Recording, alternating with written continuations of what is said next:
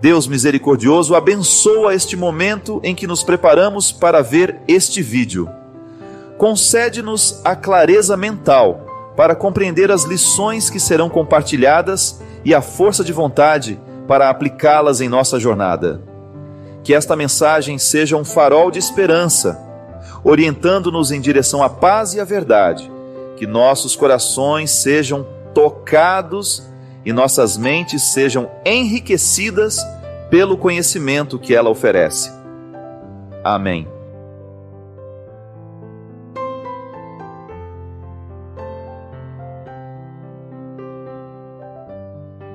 Padre Fábio, por que é tão mais fácil magoar as pessoas que nós amamos do que abraçá-las e dizermos coisas carinhosas?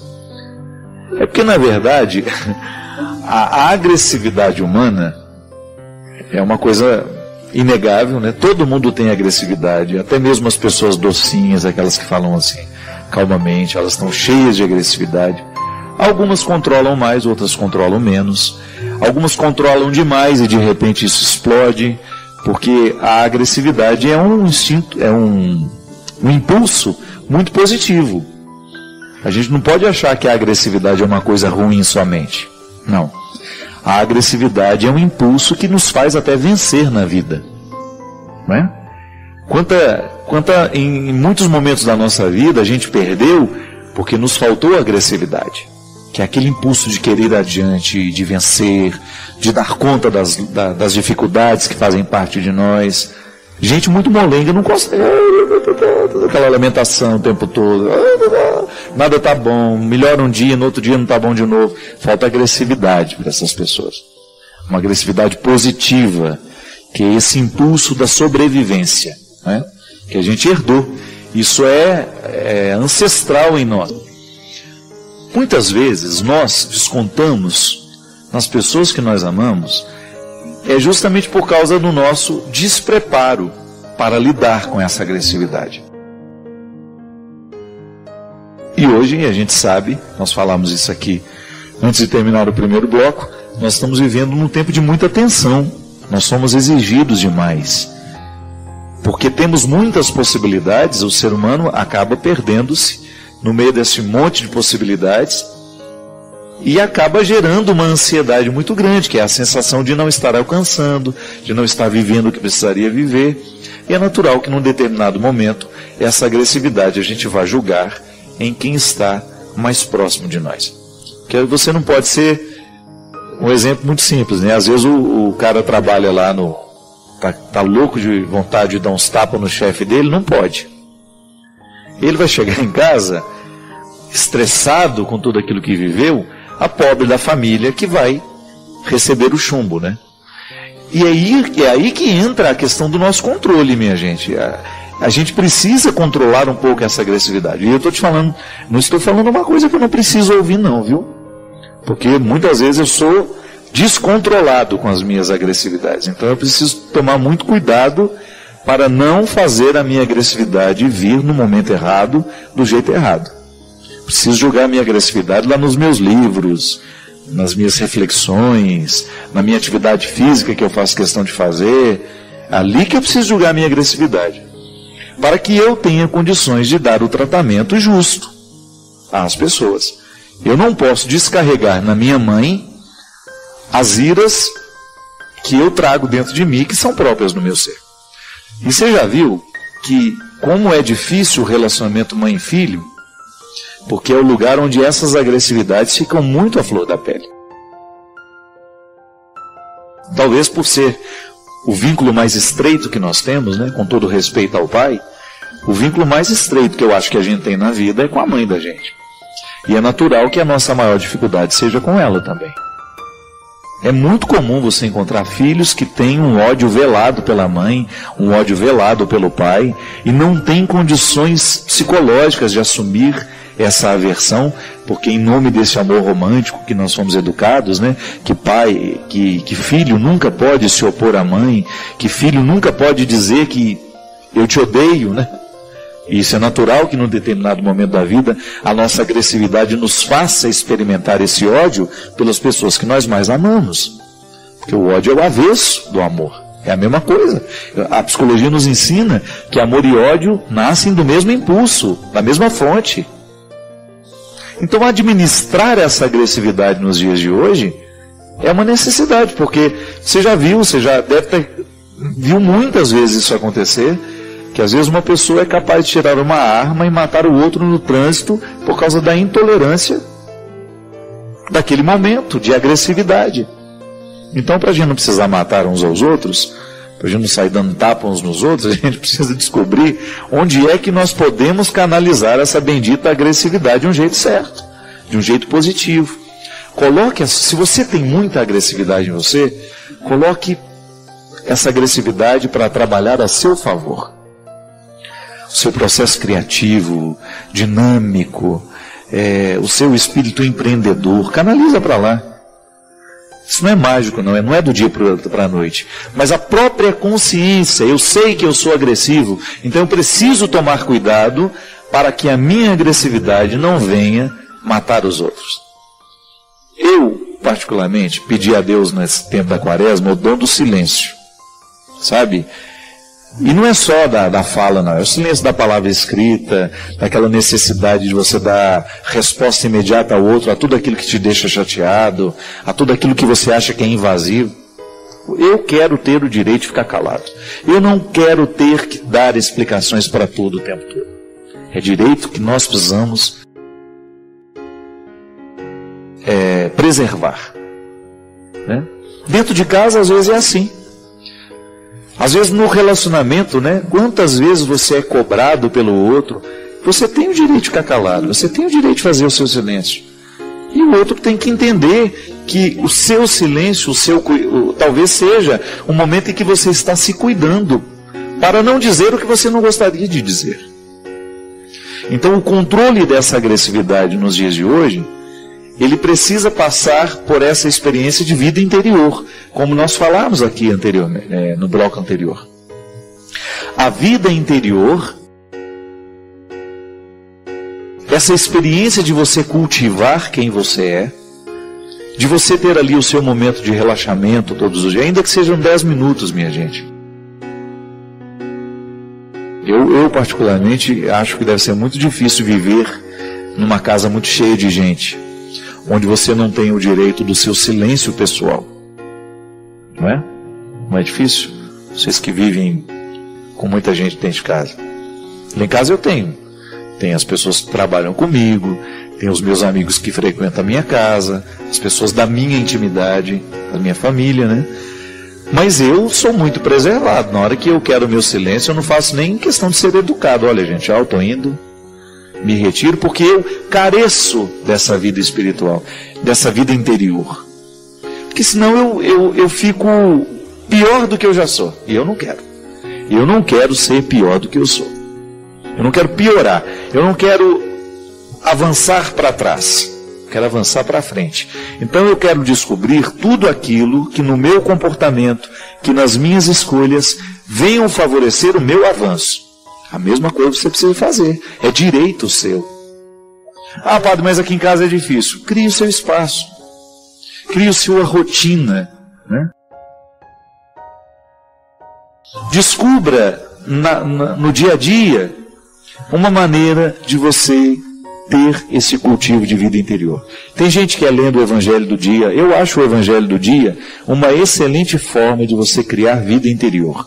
Porque quando você se obriga a fazer a leitura do Evangelho do Dia, que você tem a liturgia diária, você pode acompanhar até pela Bíblia, ano A, ano B, ano C, você lê o Evangelho do Dia, você fica em comunhão com a palavra de Jesus e ao mesmo tempo cria ali os seus 10, 15 minutos. Você faz a leitura do Evangelho e faz a sua reflexão, o seu momento de silêncio, que vai ajudar muito no controle dessa agressividade. Aí tem as outras coisas que ajudam também. A atividade física, como nós já falamos, o grupo de oração, o grupo de partilha, a leitura. Meu Deus, como um livro acalma a gente, minha gente. O livro é fantástico. Feliz do ser humano que aprendeu desde criança o prazer da leitura. Vai ser um velho muito mais tranquilo do que aquele que não gosta de ler. Porque vai ocupar o tempo, né? Porque quando você vai ficando velho, o que você vai fazer? Na velhice, nós vamos ter muito mais tempo, porque você vai parar de trabalhar, você já vai estar aposentado. Eu não vejo a hora. Você não vai estar mais na correria, então você vai ter todo o tempo do mundo para você cultivar-se. Olha que maravilha. Você ter um tempo de sobra para essa vida interior, para você fazer a sua rotina de um jeito que favoreça canalizar todos esses impulsos que são positivos, como é a agressividade, mas que, se colocada do jeito errado, acaba sendo um instrumental de destruição. Às vezes, as doenças mentais começam assim, em relacionamentos doentios, em perda de pertença. Eu deixo de me pertencer, eu vou abrindo mão de mim, abro mão um pouquinho hoje, abro mão um pouquinho amanhã, porque o outro vai me esgotando, o outro vai me sugando, e porque eu não tenho coragem de me posicionar, daqui a pouco eu perdi a capacidade de administrar. Então o outro torna-se proprietário dos meus afetos, ele começa a mandar na minha alegria. É tão triste quando você percebe que a sua alegria depende do outro e não de você. Alguma coisa está errada. Alguma coisa nós estamos errando, em alguma coisa estamos errando. O outro, ele não é o responsável pela minha alegria. O outro até participa da minha alegria. O outro até me ajuda a promover a alegria, não sejamos hipócritas. Uma palavra ruim que vem do outro lado me machuca. Uma palavra motivadora do outro me ajuda também a ficar mais feliz. Mas o primeiro espaço onde essa alegria precisa ser cultivada é em mim. É quando eu me ocupo de mim. Quando eu gasto um tempo comigo, nos meus projetos, no meu empenho. Quando existe uma dependência, um sequestro de subjetividade, a pessoa tem dificuldade de cuidar da própria vida. Você conhece, ou talvez até já tenha experimentado isso em você. Quando você vive um relacionamento que você fica o tempo todo procurando onde está o outro, o que ele está fazendo, com o que ele foi, aonde que ele está. E você deveria estar cuidando da sua vida. Esses relacionamentos que às vezes são doentes, eles causam um prejuízo tão grande, gente, porque às vezes uma pessoa vive um relacionamento assim, 4, 5 anos. Eu conheço namoros, experiências de namoros em que a neurose é tanta que a menina, o rapaz, eles ficam o tempo todo se monitorando. 30, 40, 50 mensagens por dia, porque tem de dar satisfação aonde está, com quem está, o que fez, e quando volta, quando o encontro deveria ser para partilhar o dia, para ficar felizes porque estão juntos, é para lavar a roupa suja, por que você não avisou, por que você foi lá, por que você não me falou. Então o encontro que deveria ser para ser agradável, para construir aquilo que no futuro pode ser até um casamento, torna-se o espaço do cultivo das neuroses. Não pode ser assim. Se você percebe que você está preocupado demais com a vida do seu parceiro e esquecido da sua vida, alguma coisa está errada. Você precisa ter primeiramente a consciência de que a sua primeira responsabilidade não é o outro, é você mesmo. Que você só pode cuidar do outro depois de ter cuidado de si. Um relacionamento que começa no outro não dá, isso é doente. Ah, mas isso é um egoísmo? Não é não. Isso é o passo certo do relacionamento. Eu só posso dar um passo na direção do outro depois de ter conquistado os meus territórios. A verdadeira caridade só existe quando eu sou livre para amar, quando eu sou livre para doar. Eu não estou agindo por uma necessidade. Porque às vezes até a nossa caridade não é por amor, não é porque a gente quer aparecer. Às vezes a nossa caridade está em torno do nosso espírito pavão. Eu preciso que o outro me veja, eu preciso que o outro me note, então eu faço caridade, eu faço isso, faço aquilo. Mas aquilo é tudo vazio dentro de mim, não me preenche, não me faz feliz. Meu Deus do céu. A caridade que eu faço precisa estar em consonância com aquilo que eu sei sobre mim. É essa minha liberdade interior me motivando a conquistar cada vez mais os territórios que são meus, conhecendo os meus defeitos, as minhas possibilidades, para que depois eu dê um passo na direção do outro e faça o mesmo na vida dele. Ao invés de ser um sequestrador, eu quero ser um libertador. Eu não quero estabelecer relacionamentos de amizade em que eu faça um papel de sequestrado ou de sequestrador. Só tem sentido a gente estabelecer relacionamentos se for para a gente ajudar o outro a fazer a conquista dessa liberdade interior. É aquilo que a gente fala, né? A gente precisa de ter amigos que nos façam amigos de Jesus. Aprendi com a minha amiga Marina Patrus, lá em Belo Horizonte. Uma frase simples. É verdade. Eu preciso ter vínculos com pessoas que vão me motivar a viver essa liberdade interior. Ah, se quiser me perder, é começar a colocar uma amarrinha aqui no meu pé. Saio fora, vou longe, vou embora. Sabe por quê? Eu levei muito tempo para compreender o processo da liberdade. Você acha que eu vou dar passos para trás na direção contrária da liberdade que Deus quer para mim? Não posso, eu não posso permitir isso. Sabe por quê? Eu estou pecando contra a minha conversão. Qual é a minha conversão? Qual é o processo que Deus quer realizar em mim? É me fazer ser livre. Se eu aceito viver um relacionamento que me aprisiona, que me poda das minhas possibilidades, que me priva de chegar ao que Deus quer de mim, esse relacionamento é diabólico. Ainda que ele pareça santinho, ainda que ele pareça bonitinho. Mãe pode fazer isso com a gente.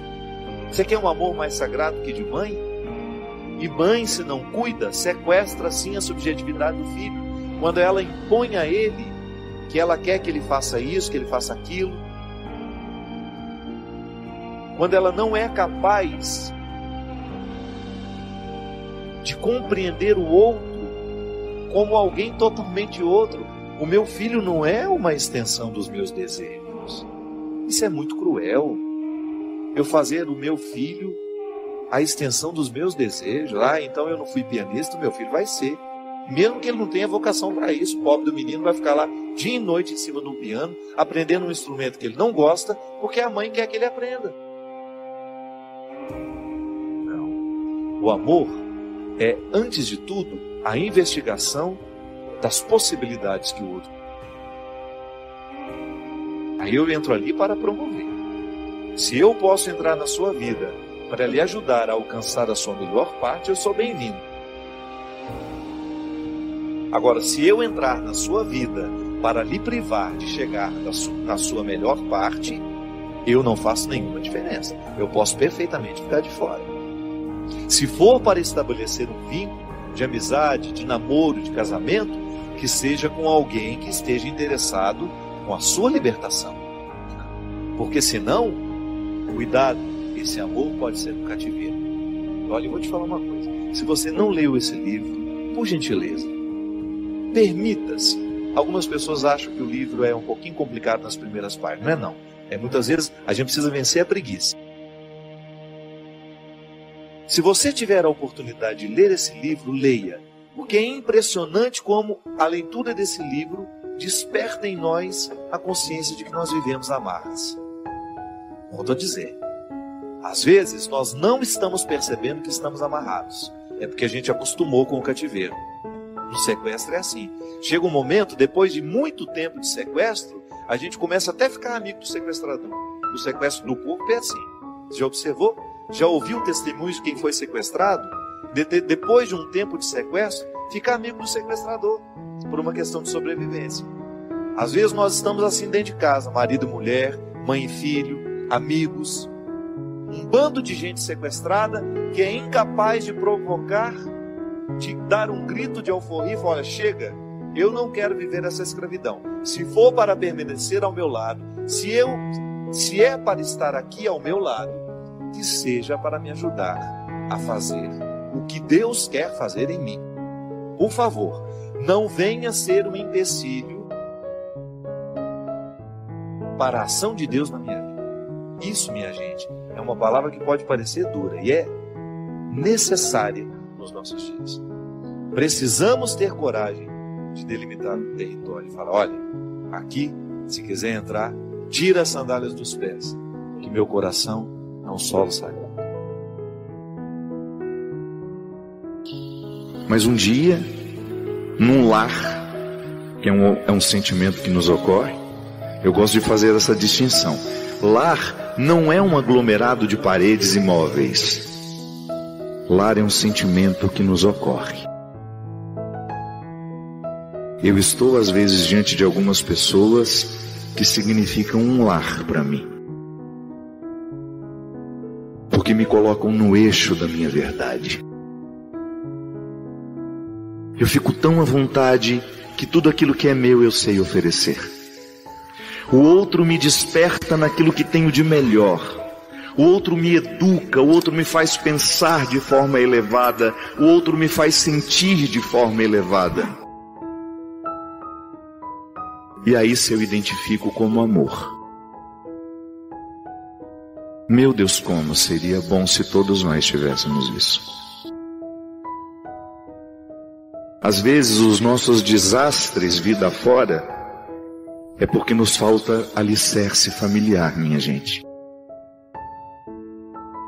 Às vezes os nossos desastres como pessoas é porque nos falta a estrutura que nos sustenta e que nos dá condições de amadurecer.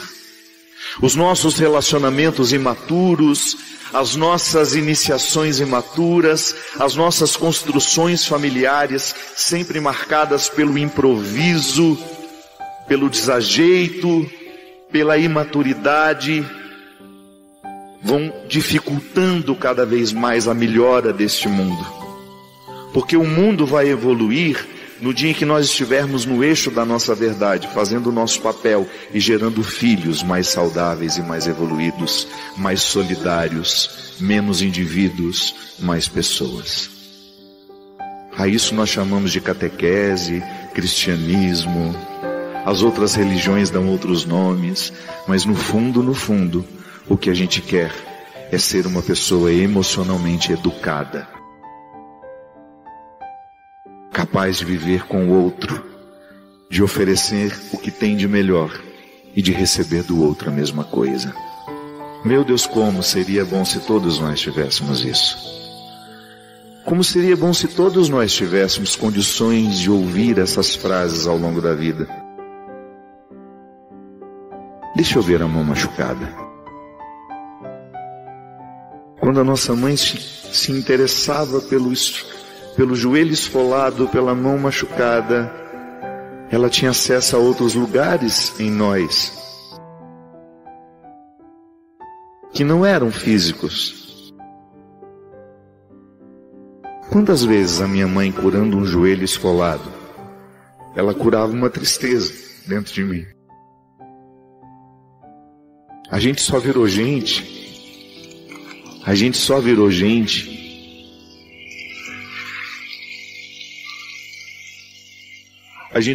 gente porque alguém se interessava que a gente não dormisse tão tarde. Sai dessa cama. Se talvez a gente se não tivéssemos escutado as repreensões que nos educam, a gente não daria nada nesse mundo. A gente teria sido movido pelas preguiças que são tão próprias da adolescência, quando a gente não quer nada nessa vida. Quando a gente acha que tudo é um desastre, e lá vem a nossa mãe pacientemente, ou o nosso pai, ou o nosso tio, aquele que tem acesso a nós. Sai dessa cama, pelo amor de Deus, você tem que estudar. Ou então quando nos autorizavam o contrário do que estava dizendo: filho, não chora. Aí é que a gente chorava mesmo. Porque nada nos faz mais chorar do que quando uma pessoa que nos ama e nos fala: não chore. Sabe quando você ama? É quando o seu choro é plenamente autorizado. Quando o outro não tem urgência em saciar o próprio egoísmo de não querer alguém sofrendo ao lado. Mas a frase não é para ser interpretada ao pé da letra, é para ser interpretada no seu avesso. Quando alguém que nos ama fala, não chora, é porque ela está nos dando o direito de chorar tudo que a gente precisa chorar, e que às vezes a gente não tem direito. Eu costumo dizer que velório público é a melhor invenção dos últimos anos. Que lá você entra, chora e não precisa dar satisfações a ninguém. Entra, dá uma chorada e vai embora. Nós estamos muitas vezes proibidos de chorar. Porque às vezes você precisa chorar, mas não sabe por quê.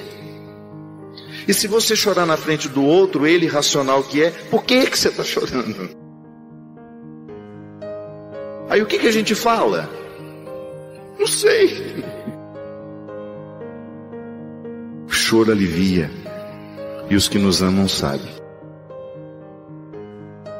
que às vezes um bom sorriso só é construído depois de muitas e muitas lágrimas.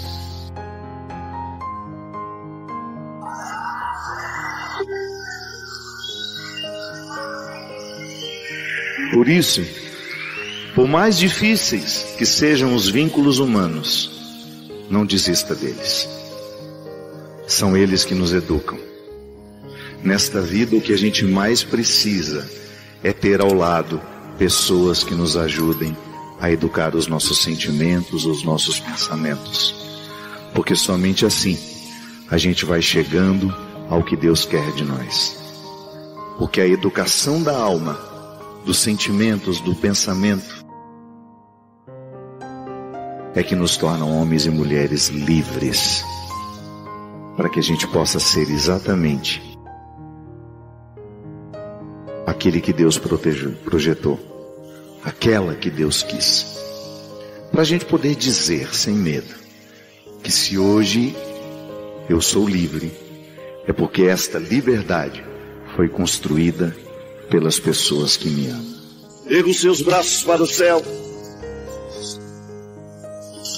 Vinde, Espírito Santo, enchei os corações dos vossos fiéis e acendei neles o fogo do vosso amor.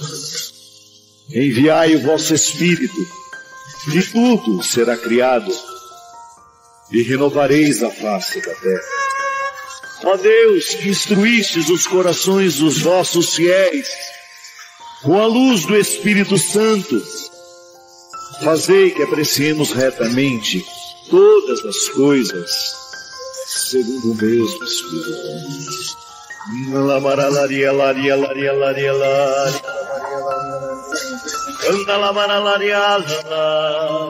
Solta a sua voz. Qual é a libertação que você hoje gostaria de receber do Senhor? Qual é a libertação que hoje você precisa para a sua vida? Os poderes de Deus estão em você, mas pode ser que o seu estilo de vida, a maneira como você se interpreta, tenha lhe impedido de conhecer os poderes do Espírito em você. O Espírito te blinda contra todo o mal. O Espírito te blinda numa ponte que faz chegar a Deus. Aqueles que passam pela sua vida. E hoje nós queremos acordar a força do nosso batismo em nós. A força do Espírito Santo nos concedendo os munos de Cristo. O muno sacerdotal, para que você possa abençoar os que passarem por você. Para que você possa derramar bênçãos nos seus trabalhos, com as pessoas que você convive. Você tem o mundo sacerdotal de Cristo. Você é sacerdotisa de Cristo. Você é sacerdote de Cristo. Você participa de uma forma diferente da minha, mas o batismo te dá a autoridade de ser, de representar a bênção de Deus pelo mundo. E hoje nós queremos acordar isso em nós. Nós recebemos o munus profético. Que o Senhor hoje destranque a sua profecia. E não se engane, profecia não é você subir nos púlpitos e ficar dizendo aos outros como eles devem viver, não. A primeira profecia que nós precisamos viver e professar é sobre a nossa vida. Como você precisa viver. Não permita que o diabo dê a ordem. Que a ordem da sua vida seja sempre dada pelo Espírito Santo em você.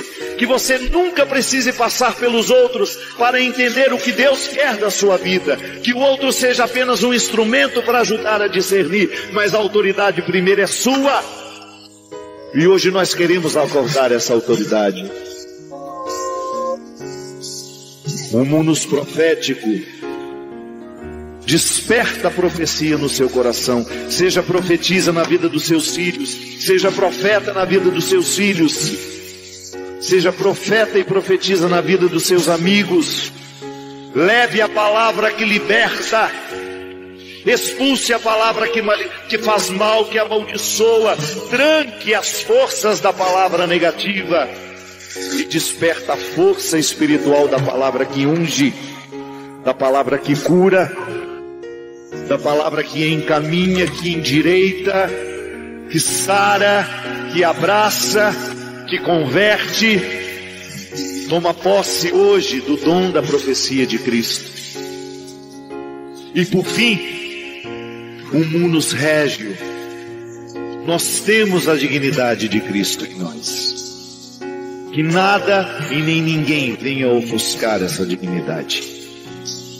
Nós estamos coroados com a dignidade de Cristo. E essa dignidade não é outra coisa senão um caminho de santidade. Quanto mais digno você se sentir, quanto mais digno diante de Deus e pequeno diante dele também, porque é ambíguo.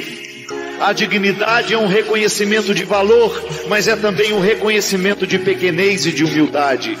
O digno é aquele que se sabe pequeno, mas reconhece o valor que tem mesmo sendo pequeno.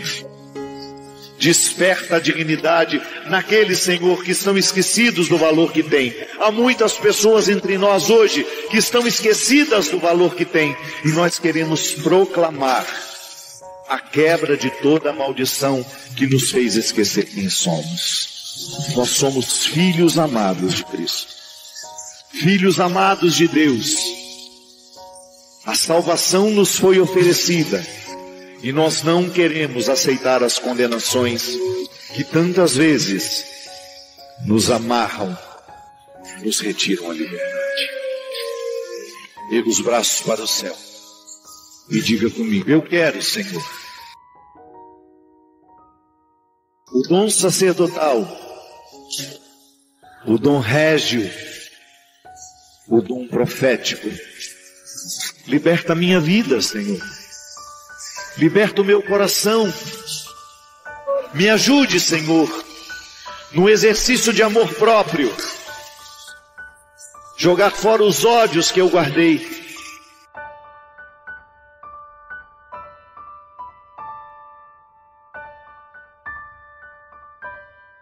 E é lamentável.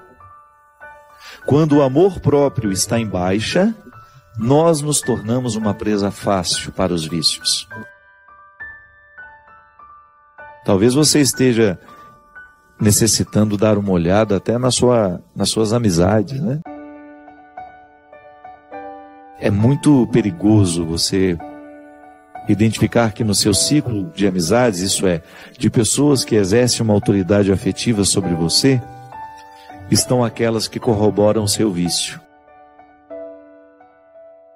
Estão aquelas que não lhe ajudam a vencer o que você precisa vencer. Talvez hoje o programa seja só para isso, para nos fazer pensar em quem mora dentro do nosso coração. Quem são as pessoas que realmente exercem uma autoridade sobre nós? E a partir dessa reflexão, minha gente, a gente ter condições de pensar o nosso processo de conversão com bastante crueza, com bastante realismo. Porque se a gente identifica que o nosso coração está alojando, abrigando inimigos, pessoas que não estão nem um pouco interessadas com o nosso crescimento pessoal, é também gesto de conversão a gente colocar essas pessoas nos devidos lugares. Porque quem quiser ter um coração puro, terá de ter coragem de mexer nas impurezas que tantas vezes nós alojamos dentro de nós. Primeira coisa, fortalecer-se. Você precisa ter uma vontade fortalecida. Santo Agostinho falava muito disso, da vida virtuosa. O que é a vida virtuosa? É você buscar no seu dia a dia, pisar na cabeça dos defeitos, da mesma maneira como Nossa Senhora pisa na cabeça da serpente, na representação da imagem que nós conhecemos, a Nossa Senhora das Graças, né? Que pisa na cabeça da serpente. Santo Agostinho sugere a vida virtuosa até mesmo para os ateus, porque ele aprendeu isso lá na filosofia antiga, num tempo em que esses escritos, essas sugestões filosóficas eram para ateus, mas também para aqueles que queriam ser cidadão. Eu quero ser um bom cidadão na minha cidade. Platão, Aristóteles já falavam disso. A vida virtuosa como aquela que organiza a vida social. Agostinho já está falando numa perspectiva cristã. Quando eu luto para viver uma vida virtuosa, eu naturalmente estou deixando de dar força ao pecado. Parece complicado isso, né? Mas não é. Todos nós temos uma liberdade dentro do coração que nos foi dada por Deus. Mas que se a gente não administra bem essa liberdade, ela pode morrer dentro de nós. Nunca chega à tona. O que é a liberdade interior que a gente tanto fala? É essa capacidade que você tem de dizer não a uma realidade que você reconhece nociva a você. Quando nós perdemos a capacidade de dizer não a uma realidade que nos destrói, é porque essa realidade já se tornou viciosa. Ela se estabelece dentro de nós como um poceiro que invade terras que não eram suas, mas passam a ser pelo tempo em que ele se estabelece ali. É o que nós chamamos de uso capião. Se eu entro dentro de um terreno que não é meu e começo a plantar, fazer ali a minha cultura, daqui a pouco eu entro na justiça e vou requerer o direito de que aquilo é meu. O vício não faz outra coisa na vida da pessoa. E a primeira coisa que o vício faz, ao retirar a capacidade que aquela pessoa tem de decidir por si mesma, é expulsar o amor próprio. É que, na verdade, o vício não sabe conviver com o amor próprio. Eles não cabem na mesma sala. Eles não falam a mesma língua. Porque eles não lutam pelas mesmas questões. O vício, para se estabelecer numa pessoa, a primeira coisa que ele faz é minar a capacidade de decisão da pessoa. Ele retira a liberdade interior. E por isso que Jesus fala o tempo todo da linguagem do coração. E o Evangelho de João, que é o Evangelho do coração, é o Evangelho do afeto, daquele apóstolo que fez uma experiência muito profunda de Jesus, é o Evangelho do coração. As narrativas de João são sempre muito profundas. Estão todas elas na perspectiva de mostrar um Cristo profundo. Um Cristo que não se prende nas aparências, mas um Cristo que enxerga o coração.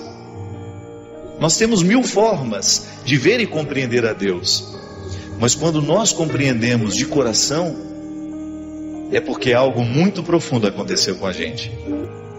Por isso, o amém que nós dizemos não é um sinônimo de submissão, é um sinônimo de confiança.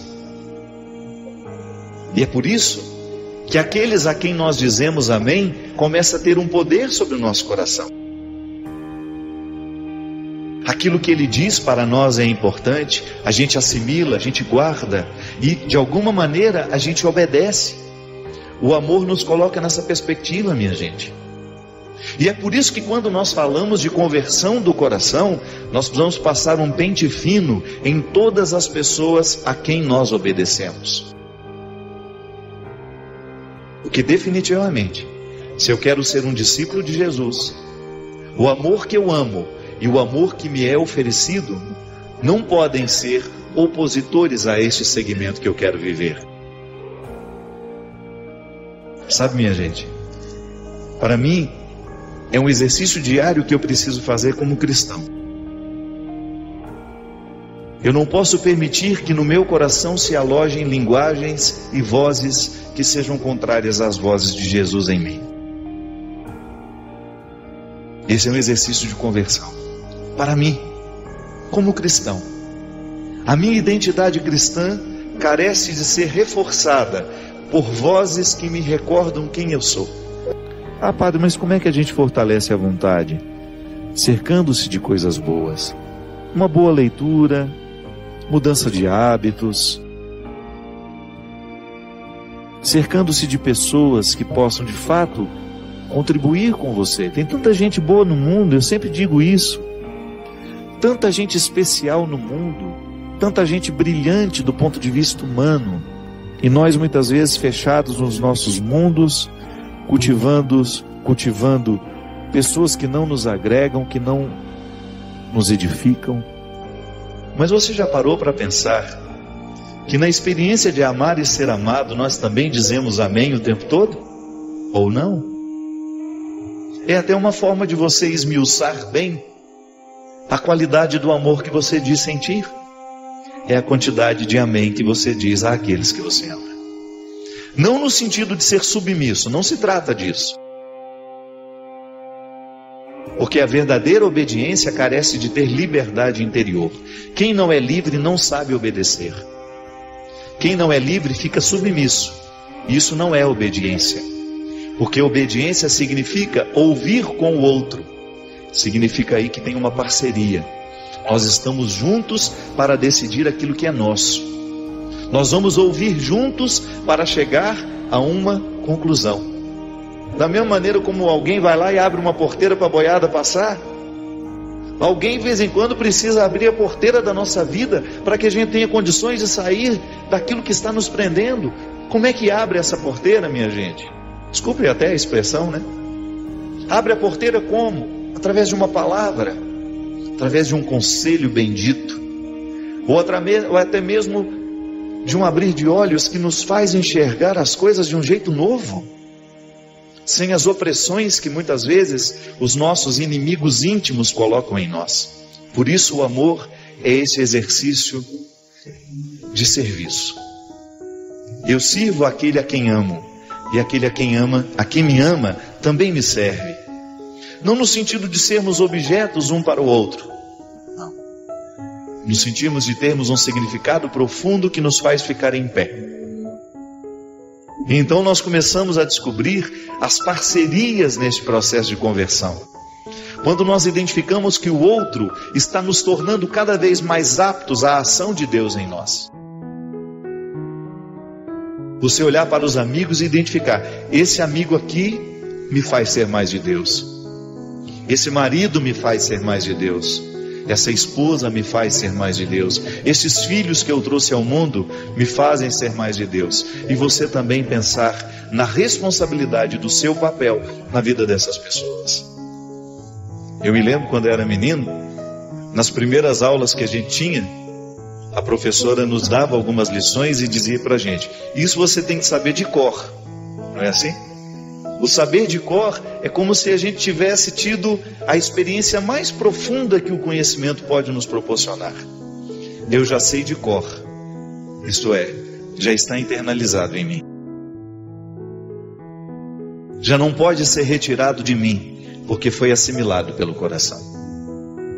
E Jesus nos ensinou que a maior autoridade, aquela que está superior a todas as outras autoridades, não é a medalha no peito, não é a profissão que foi dada pelo diploma, não é o cargo político que ele exerce, não. Pode até ser o rei, mas ele não tem autoridade afetiva nenhuma sobre mim. A verdadeira autoridade é aquela que nos faz servir. Olha que beleza isso. Na compreensão de Jesus, a verdadeira autoridade, o verdadeiro poder está nas mãos daquele que serve. Quando nós dizemos amém, dentro de um contexto religioso, por exemplo, nós estamos dizendo que nós acreditamos naquilo que nos foi dito. No universo religioso, a palavra amém significa disposição de seguimento. Amém.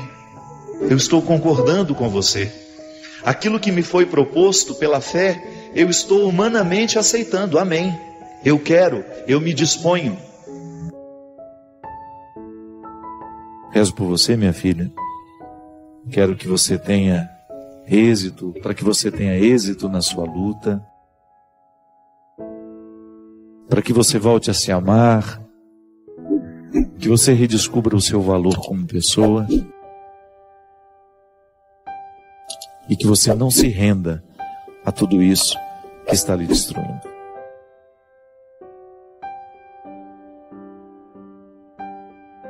Você que agora me assiste, o que você acha que você faz, que faz parte do seu jeito de ser, que você sabe que você prejudica quem você ama?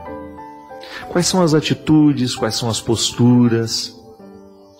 O que é próprio do seu jeito de ser, que você sabe que é nocivo, que os outros já disseram, que você até mesmo já reconheceu, mas que você ainda não mudou, que você ainda não deu um passo na direção dessa transformação? Aí você identifica o que é nocivo em você e você começa a lembrar quais são as pessoas que você ama e que poderiam ser o motivo dessa sua transformação. Quando a gente não ama ninguém, pode ser que seja muito difícil mesmo você encontrar um motivo, um sentido para essa mudança. Por exemplo, eu tenho um temperamento explosivo. Então eu amo quem vive comigo e eu não quero viver machucando essas pessoas. Então eu vou fazer de tudo para ter um autocontrole, para que eu não venha explodir com essas pessoas, para que eu não venha vomitar, desculpe a palavra, vomitar o meu mal-estar em cima delas, porque elas não merecem. Então se eu não sou capaz de mudar as minhas posturas por aqueles que eu digo que amo, por quem que eu vou mudar então? Porque eu acredito mesmo, minha gente, que quando nós amamos de verdade alguém, nós somos capazes de fazer sacrifícios, nós somos capazes de mudar posturas, nós somos capazes de nos tornar vigilantes. E isso não é sequestro da subjetividade. O que eu falo no livro é quando eu abandono tudo aquilo que em mim é positivo, a minha liberdade, a minha capacidade de ser eu, porque alguém me impôs a necessidade de mudar para agradá-lo. Não. Aqui eu estou falando de uma mudança que não é para agradar somente. É para provocar o bem que muitas vezes, porque eu não faço, porque eu não realizo, eu deixo de provocar. Eu fico pensando, tudo bem, a mãe ama o filho. A mãe faz de tudo para que o filho seja saudável, para que o filho não adoeça, porque é natural do amor o desejo de que o outro seja saudável. Então, quando ela sabe que ela prejudica a saúde do filho fumando perto dele, ela deveria ser capaz de mudar essa atitude por causa do amor que ela diz sentir. O ideal seria se ela parasse de fumar. Mas se ainda não tem força suficiente para isso, ou se ainda não encontrou os recursos para parar de fumar, que pelo menos então não fume dentro de casa.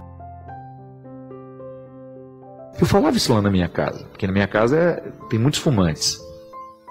Quantas vezes eu entrava na casa da minha irmã, eu era seminarista ainda, estava lá a minha irmã, as filhas dela, fumando, com as crianças andando dentro da cozinha. Eu falei, gente, essas crianças não são obrigadas a sofrerem as consequências dos vícios que vocês assumiram. Pelo amor de Deus, que atitude eu preciso ter para demonstrar que eu amo? Naquele caso, é não acendendo um cigarro perto de quem eu amo. Se eu já estou me causando esse mal terrível, Agora, causando no outro que eu amo, disso eu estava falando, minha filha. Muitas vezes, na tentativa de agradar ao outro, nós esquecemos quem somos nós e acabamos assumindo um papel, usando uma máscara para agradar. E isso é um sequestro da subjetividade que nós estamos permitindo, né? O outro acaba me exigindo que eu mude para que ele me ame. E eu, porque quero ser amado, acabo aceitando cumprir o papel que ele determinou para mim. Quando eu digo que nós sabemos que nós amamos o outro quando somos capazes de mudar por eles, eu estou falando de situações em que nós identificamos que somos defeituosos naquela atitude. No livro eu falo do roubo de algo que é positivo. Eu sou eu e vou permitir ser outro porque o outro quer que eu seja quem ele idealizou. Não, não é esse caso. Eu sou capaz de dizer que amo quando eu sou vigilante com tudo aquilo que em mim me estraga e estraga o outro. Um exemplo muito simples. Eu vou ser capaz de parar de beber porque amo meu filho. Porque quando eu olho para a criatura que eu amo, eu reconheço nela onde os meus excessos, aquilo que de mim é prejudicial para ela. E aí eu vou fazer de tudo para que eu tenha condições de me transformar pelo amor que eu sinto. O meu pai parou de beber assim. Eu me recordo, sabe, minha gente? Meu pai foi um homem muito bom, um homem muito trabalhador, um homem muito honesto. Eu não tenho isso aqui para me envergonhar do meu pai. Mas teve um determinado momento da vida que o vício do álcool falou mais alto. E nós sofremos muito com ele. Porque é muito sofrido você ver alguém que você ama vivendo, um processo de autodestruição. E depois de longos anos vivendo aquela tristeza, eu me lembro que era menino e eu não tinha vontade de voltar para casa. Ia chegando final de semana, o meu coração ia ficando apreensivo, medroso, porque eu sabia que o final de semana representaria confusão, briga, porque onde o álcool entra, o vício do álcool, ele abre portas para tudo isso.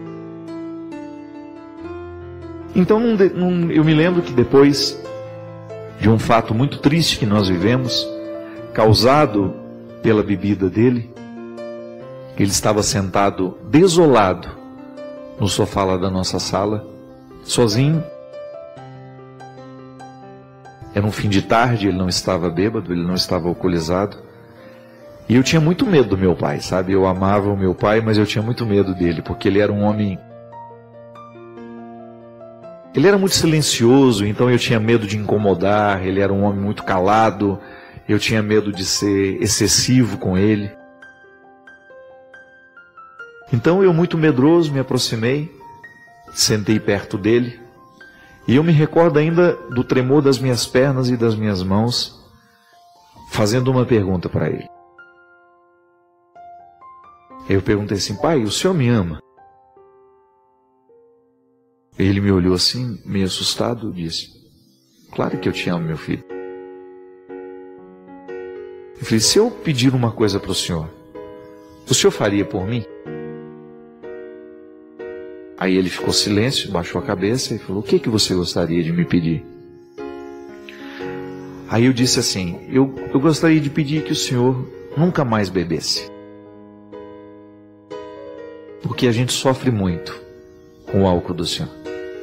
A gente sofre muito com o vício do senhor.